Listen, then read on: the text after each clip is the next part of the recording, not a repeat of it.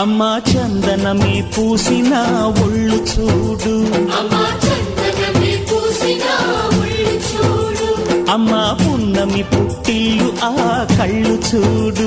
అమ్మా ముక్కోటి మెరుపులా మోము చూడు, అమ్మమ్మ ముగ్గురమ్మల మూల పుటమ్మ